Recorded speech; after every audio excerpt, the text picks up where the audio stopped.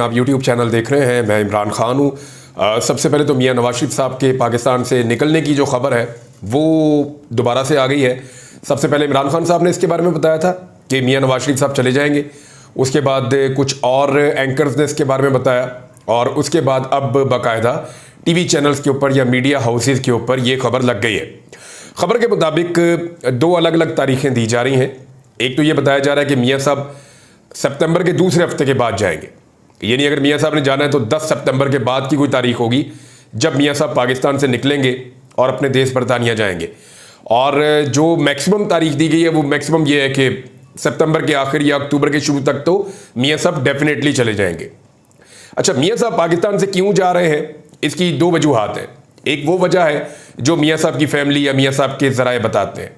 दूसरी वो वजह है जो एक्चुअली समझ आने वाली वजह है, जो लॉजिक बताती है, जो दलील के साथ आपको समझ आ जाएगी।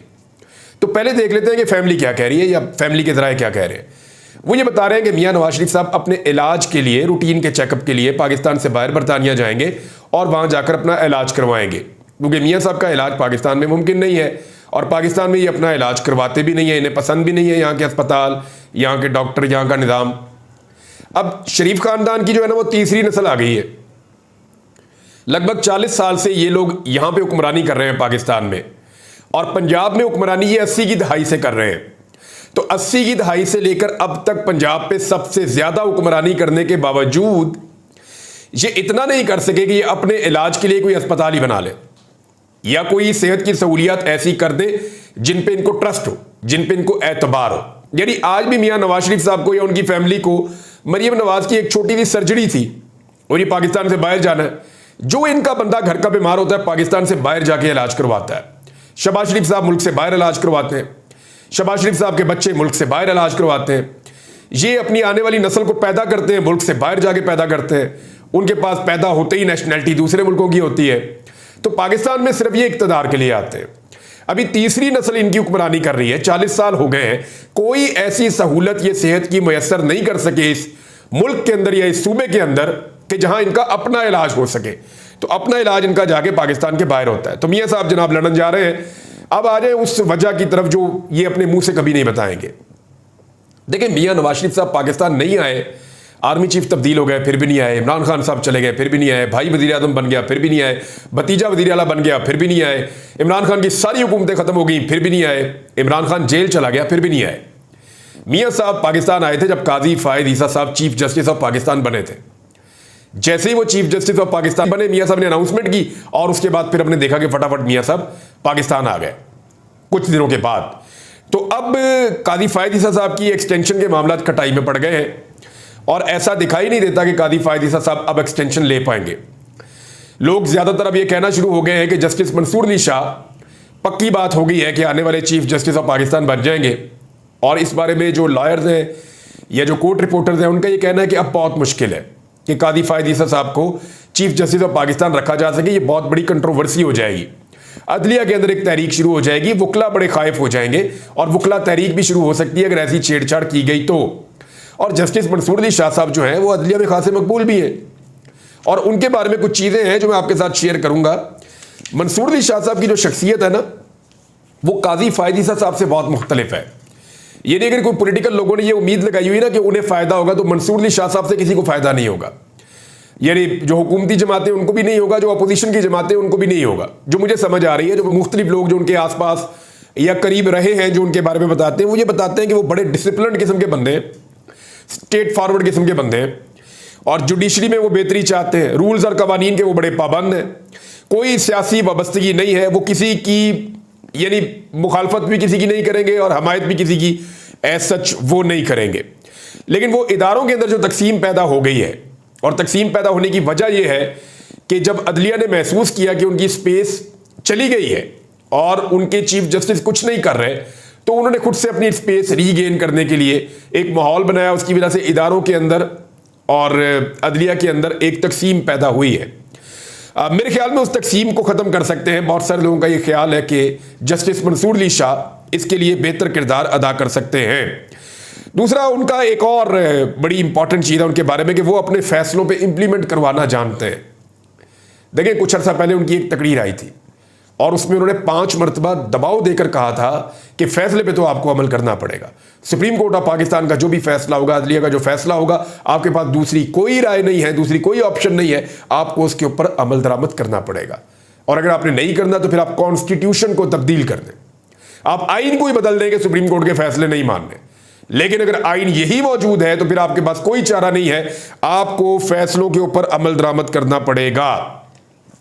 अब मंसूर अली शाह साहब का रास्ता रोकना मुश्किल है, तो जब उनका रास्ता नहीं रुक रहा तो फिर कादी साहब तो जा रहे हैं। तो कादी साहब के जाने से पहले ऐसा लगता है कि नवाज शरीफ साहब पाकिस्तान से चले जाएंगे। अब जाना इतना आसान भी नहीं है। कुछ इतलात ये हैं कि PMLN के अंदर कुछ लोगों ने जाकर मियां नवाज शरीफ साहब को लाने वालों को बताया है कि जनाब ये जाने के बाद एक मरतबा फिर से जाली शेर बन जाएंगे, एक मरतबा फिर से ये जाने के बाद इनकलाबी बन जाएंगे और फिर ये पाकिस्तान के अंदर जो इदारे हैं उनके खिलाफ एक नया महाज खोल देंगे। तो मियां साहब जो है ना वो बवक्ते ज़रूरत इनकलाबी बनते हैं और बवक्ते ज़रूरत जो है वो दूसरा काम शुरू कर देते हैं, वो वाला काम जो मरियम नवाज ने कहा था कि वो हमें अच्छे से आता है और हमें सिर्फ हाथ जोड़ने पड़ते हैं और जूते साफ करने पड़ते हैं। तो मियां साहब की ये चॉइस होती है, जैसे ही मियां साहब को माहौल मिलता है तो मियां साहब इनकलाबी भी बन जाते हैं। बकौल इरफान सिद्दीकी साहब के मियां साहब जो है उनकी सीटी बजती रहती है और हल्की हल्की हवा निकलती रहती है और मियां साहब प्रेशर बनने नहीं देते। तो ये उन्होंने फरमाया था। तो इसी तरह मियां साहब को लगता है कि प्रेशर थोड़ा बन गया है तो हल्की हल्की हवा निकालने के लिए मियां साहब शायद लंदन की ठंडी हवाओं में जाना चाहते हैं। अब आज एक और खबर है और वो ये है कि 13 सितंबर को जुडिशल कमीशन का इजलास तलब किया गया है और कादी फायद ईसा साहब इस इजलास में मौजूद होंगे। और ये जो इजलास है इसके हवाले से जो मेरे पास खबर है वो ये है कि जो रूल्स हैं जुडिशल कमीशन ऑफ पाकिस्तान के उनमें तरामीम के हवाले से कोई गौर किया जाएगा और ये 13 सितंबर को किया जाएगा। हसनात मलिक साहब ये कह रहे हैं, जो सीनियर जर्नलिस्ट हैं, उनका ये कहना है कि आइन के आर्टिकल 175A में, अच्छा ये जो 175A ना ये रिगार्डिंग जजेस की तैनाती का मामला है कि सुप्रीम कोर्ट में जजेस कैसे लगेंगे, हाई कोर्ट्स में कैसे लगेंगे और चीफ जस्टिस की तैनाती कैसे होगी, इन मामलात को। तो अब एक चीफ जस्टिस जाने वाले हैं, इस वक्त उनको जेब नहीं देता या उनको सूट नहीं करता कि वो ये चीज़ करें।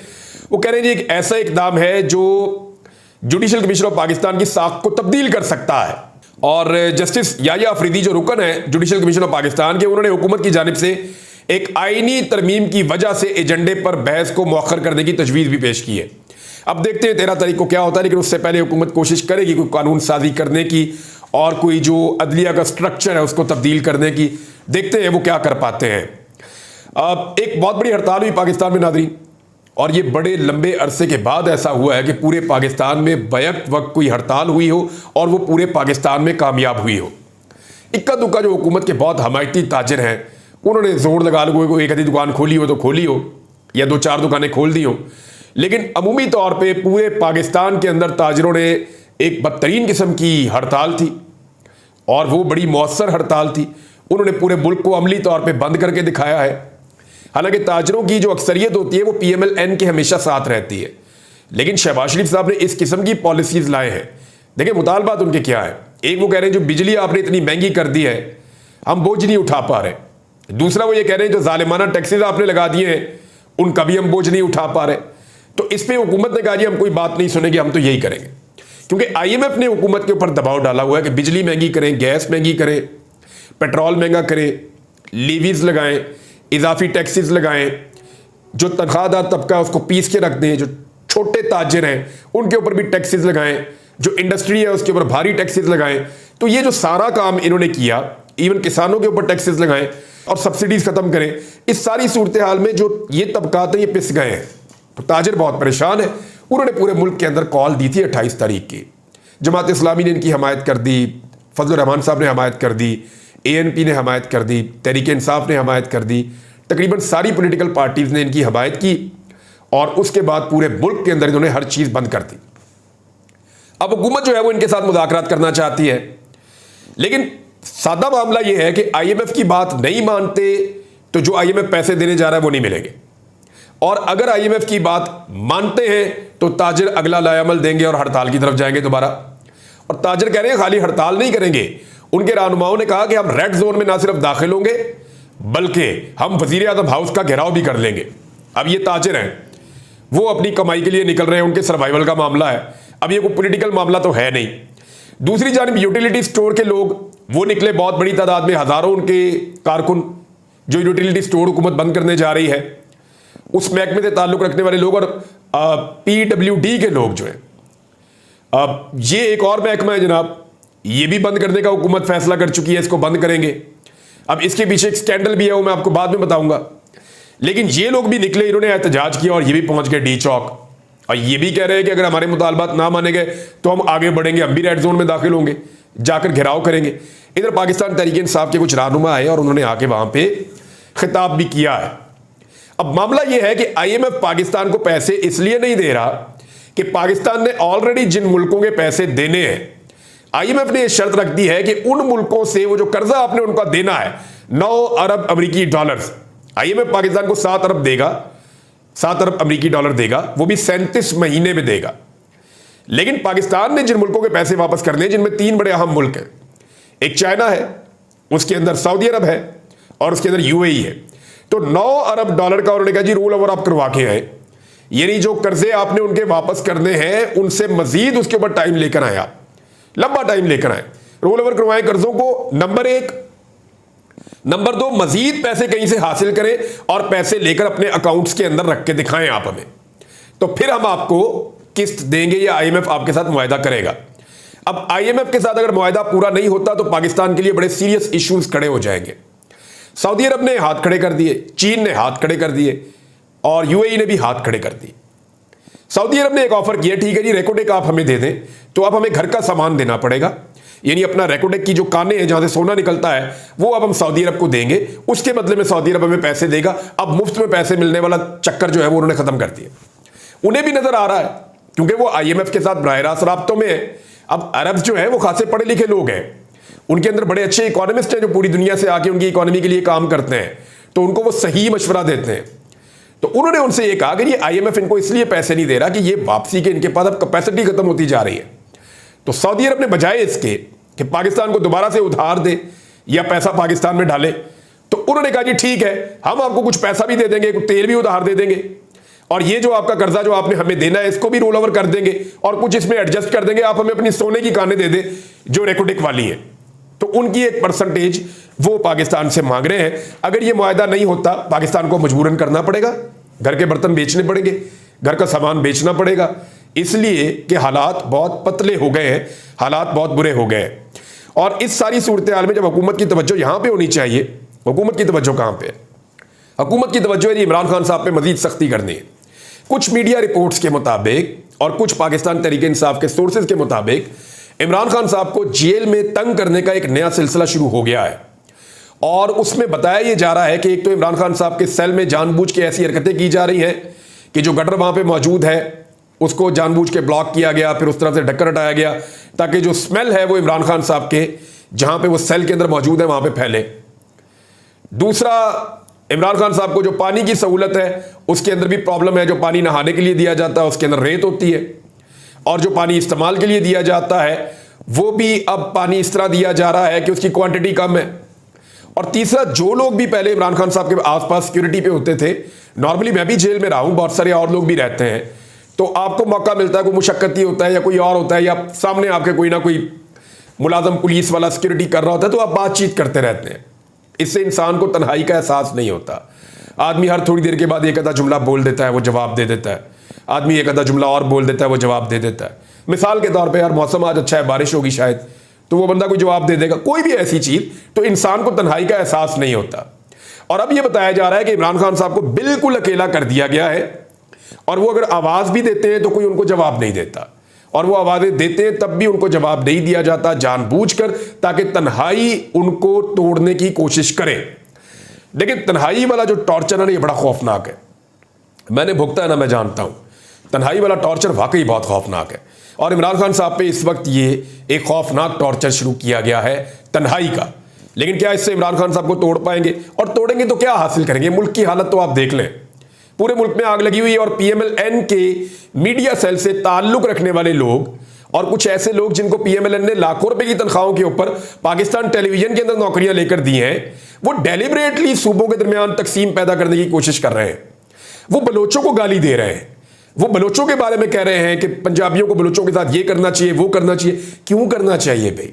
पंजाबी हमारे भाई हैं, बलोच हमारे भाई हैं, पश्तून हमारे भाई हैं, सिंधी हमारे भाई हैं, मुहाजिर हमारे भाई हैं, कश्मीरी हमारे भाई हैं, गिलगित बल्तिस्तान के लोग भाई हैं।